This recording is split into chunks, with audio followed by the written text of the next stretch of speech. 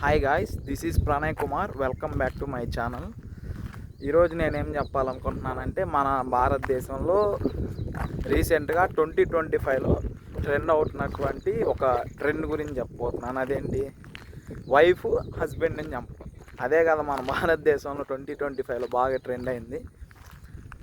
ఎట్లాంటి పరిస్థితులు నేను ఎక్కడ చూడలేదు ఫ్రెండ్స్.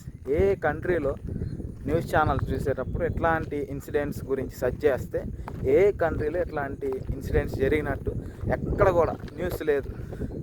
కేవలం మన ఇండియాలోనే ఇట్లాంటి సంఘటనలు జరుగుతూ ఉన్నాయి. ఒక పక్క మనం భారతదేశంలో పుట్టినందుకు గర్వపడాలి, ఇట్లాంటి సంఘటనలు జరుగుతున్నందుకు బాధపడాలి. ఎందుకు ఇట్లాంటి పరిస్థితులు జరుగుతున్నాయో మనం కూడా ఆలోచించాలి.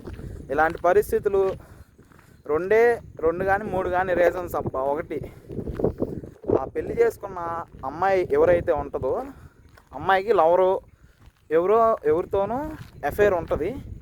ఉన్నా కానీ ఇంట్లో వాళ్ళ ఫోర్స్ మీద మ్యారేజ్ చేసుకోమ్మా అంటే చేసుకుంటారు. కాబట్టి వారు మ్యారేజ్ చేసుకున్న వారితో సంతోషంగా ఉండలేరు. కాబట్టి వారిని చంపేయాలని అదే మార్గంగా ఇద్దరు, అంటే అమ్మాయి ఎవరినైతే ప్రేమిస్తుందో, ఎవరినైతే లవ్ చేస్తూ అట్లా అఫైర్ కలిగి ఉంటుందో వాళ్ళిద్దరు ప్లాన్ చేసుకొని ప్రీ ప్లాన్ తోటి వాళ్ళు పెళ్లి చేసుకున్న, అంటే అమ్మాయి పెళ్లి చేసుకున్న హస్బెండ్ ఎవరైతే ఉంటారో ఆయన్ని చంపేసి లైఫ్ హ్యాపీగా బ్రతుకుదాం అనుకుంటారు.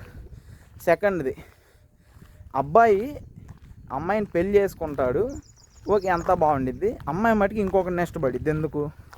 వాడి దగ్గర ఆస్తో, లేకపోతే వాడి అందమో, లేకపోతే వాడికి ఉన్నటువంటి పలుకుబడో, లేకపోతే పేరు ఏదో ఒకటి చూసి వాడిని ఇష్టపడిద్ది.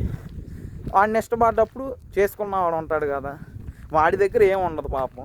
అందుకని సరే వీడిని చంపేస్తే నేను వాడితో హాయిగా బ్రతకచ్చు, హ్యాపీగా బ్రతకచ్చు అనుకుంటుంది. థర్డ్ పాయింట్, అట్లా మంచి మ్యారేజెస్ ఇంట్లో వాళ్ళు చూసి చేసిన వాడు ఏదో హ్యాబిట్ ఉండి వాడే అక్రమ సంబంధాలు పెట్టుకున్నాడు, నరికేసి చంపేసే వాళ్ళు ఉంటారు. ఇట్లా 3 టైప్స్. సో ఇట్లాంటివి సంఘటనలు మన భారతదేశంలో జరగకుండా ఉండాలంటే మనం ఏం చేయాలి? మనం ఏం చేయలేం. అట్లాంటివి జరుగుతూనే ఉంటాయి, వాళ్ళకి ఆలోచనలు వస్తూనే ఉంటాయి. కాబట్టి మనమే జాగ్రత్తగా ఉండాలి. ఓకేనా ఫ్రెండ్స్? మనమే జాగ్రత్తగా ఉండి అట్లాంటి సంఘటనలు బయట జరిగితే అది మనకు సంబంధం లేదు, ఎందుకంటే వారు ఎవరో మనకు తెలియదు. కానీ అలాంటివి మన ఇంట్లో జరగకుండా ముందుగానే మనం జాగ్రత్త పడి అట్లాంటి పనులు జరగకుండా మనం చూసుకోవాలి. మీరు కనుక మన ఛానల్ ఫస్ట్ టైం చూస్తున్నట్లయితే please like, share and subscribe. Thank you for watching. See you in the next video.